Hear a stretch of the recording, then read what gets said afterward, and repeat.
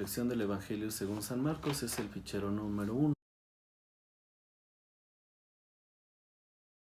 Hoy vemos la ficha número 6, la fuerza de la palabra de Dios. En el nombre del Padre, y del Hijo, y del Espíritu Santo. Amén. Nos ponemos en la presencia de Dios.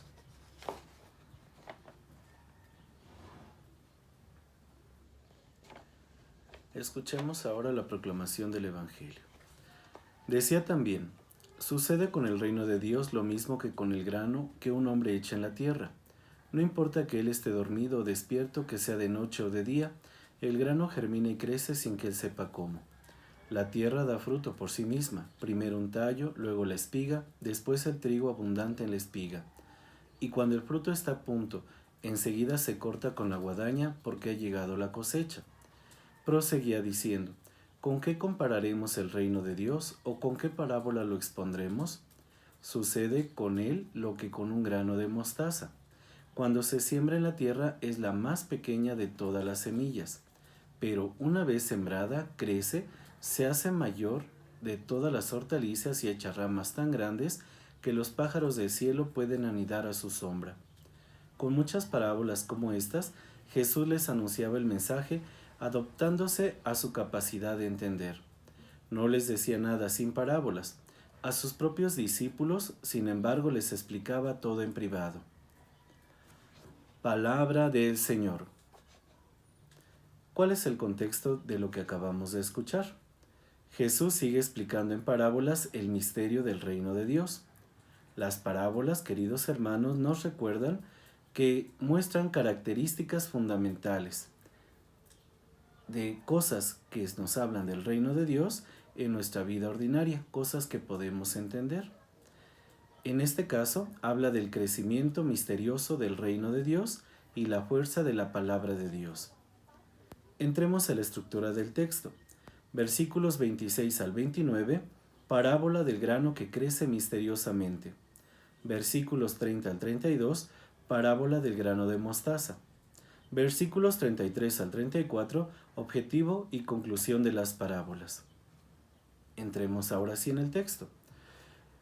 El reino de Dios del que habla Jesús es un proyecto de vida de Dios que Dios quiere para todo hombre que viene a este mundo. Recordemos, Dios nos llama a la vida. Dios nos llama a la santidad a través del sacramento del bautismo. Este proyecto de vida que Dios quiere es que nosotros, como hijos suyos, por medio del bautismo, seamos santos, seamos llenos de las bendiciones de Dios y que llenos de esas bendiciones demos fruto abundante, que vivamos para lo que Dios nos ha llamado, para ser testigos de su amor, de su misericordia, para ser bendición para otras personas. Segundo, la gloria de Dios es que el hombre viva en plenitud lo material, pero también viva en plenitud esas bendiciones espirituales que Dios tiene para él, que viva el hombre de una manera digna. El pecado nos quita esa dignidad, y aunque tuviéramos todo lo material necesario bajo los criterios del mundo para vivir con dignidad, sin embargo, la dignidad que Dios quiere para nosotros es la de la santidad, la de ser y vivir en su amor y ser testigos de ese amor hacia los demás. Esta primer parábola anuncia el proyecto de Dios, que ha plantado en la tierra su palabra como proyecto de vida para el hombre. Somos tierra buena, su semilla es semilla buena, es puesta con amor en nuestro corazón, es abonada, es regada, es cultivada para que pueda crecer y dar fruto abundante. No es algo que cayó por casualidad, sino que dentro de ese proyecto de Dios somos, digámoslo así, esa hortaliza con tierra buena, con agua limpia, con buen abono, con buena semilla, para que demos fruto abundante. Tercero, el grano que cae en la tierra y germina es el proyecto del reino de Dios, que de modo misterioso crece en la vida de cada hombre, que trata de vivir en la justicia y en el amor de Dios a sus hermanos. ¿Qué significa esto?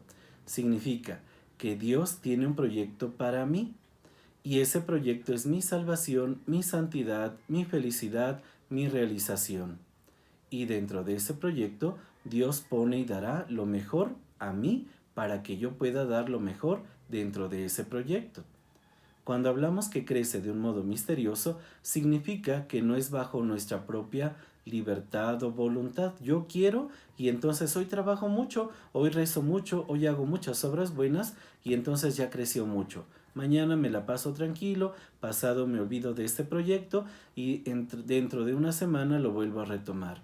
No es mi tiempo, queridos hermanos. Es donde muchas veces nosotros fallamos, pensando que Dios no nos escucha, que Dios no nos responde. Dios nos escucha, Dios nos responde, pero en primer lugar estamos para hacer la tarea que Él nos ha encomendado, y es hacerla en el aquí y en el ahora del tiempo de Dios, no de mi propio tiempo, no de mis deseos, no de mis necesidades. Yo estoy para servir a Dios, soy ese pedacito de parcela, decíamos hace un momento, que está en función de aquello para lo que Dios lo ha creado. Es así que entonces crece bajo la voluntad de Dios, bajo la libertad de Dios, bajo mi esperanza de que Dios hace su proyecto en mí, bajo mi confianza de que Dios actúa en mí y a través de mí. Es entonces, número 4, el crecimiento de la semilla es siempre respetando el proceso de la vida. Cada momento de nuestra vida tiene su propio proceso, su propio tiempo, sus propias exigencias, sus propias respuestas. Es una realidad que anuncia el crecimiento lento de la semilla, pero también es una exigencia dar fruto en su tiempo y en su momento. Esto anuncia la paciencia de Dios que tiene para cada hombre, del cual se espera un fruto abundante en su vida. La segunda parábola reitera la fuerza de la semilla. Aunque pequeña como el grano de la mostaza, su fuerza interna crece y logra dar vida y anidar la vida de otros, tal como lo hace la palabra de Dios. La semilla de mostaza, nos decía la lectura del Evangelio, es tan pequeña, tan sencilla, tan simple. Así debe de ser nuestra fe ante Dios, creer y confiar en lo que Él da, en lo que Él pone en nuestro corazón, para que después se manifieste la grandeza de Dios. Por eso dice, es el arbusto más grande dentro de todos los que hay. Habla el texto de que a él vendrán los pájaros, versículo 32, para que aniden en su sombra. ¿Y quiénes son los pájaros? En alguna ocasión nos decía un obispo en una reflexión sobre este mismo texto, los pájaros que anidan a la sombra o en las ramas de este frondoso arbusto son los pobres, los necesitados. Aquel que necesita de ese arbusto, aquel familiar, conocido, amigo o desconocido que viene a tu vida y necesita de tu fe, de tu amor, de tu misericordia, de tu tiempo, de tus recursos materiales, de tus recursos espirituales, para poder descubrir las bendiciones de Dios. El pájaro construye su nido. ¿Dónde lo construye? En un árbol fuerte y frondoso donde pueda sentirse protegido. Tu familia se construye entonces en la fe que tú tienes a Dios, en el amor que tú sientes por Dios y que manifestarás a tu familia. Los amigos que vienen a nosotros buscando un consuelo, es de la misma manera. Vienen buscando en nosotros algo que nosotros les podemos ofrecer. Queridos hermanos, Dios quiere que su reino se manifieste en nuestra vida y que cada uno de nosotros haga partícipe su proyecto, que es gozo, paz y amor y misericordia los unos para con los otros. ¿Qué me dice este texto a mí? Pues podemos subrayar ciertos aspectos que surgen de este texto. La humildad y sencillez que debemos de tener ante Dios, la docilidad, ser o estar disponibles al plan y al proyecto de Dios en su tiempo y en su momento según Él así nos lo vaya indicando. Ser esa tierra fértil donde Dios pueda poner su semilla para que dé fruto abundante. Confiar en la misericordia de Dios, que en su tiempo hemos de dar el fruto que Él espera de nosotros.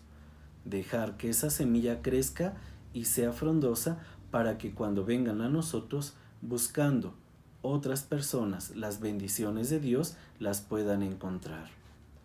Queridos hermanos de primer nivel, pues que esta ficha nos lleve a descubrir cuán grande es el amor de Dios para con nosotros, cuánto quiere Dios para nosotros y de qué forma nosotros le podemos servir con gran generosidad. Que así sea. En el nombre del Padre, del Hijo y del Espíritu Santo. Amén. Que tengan muy buen día.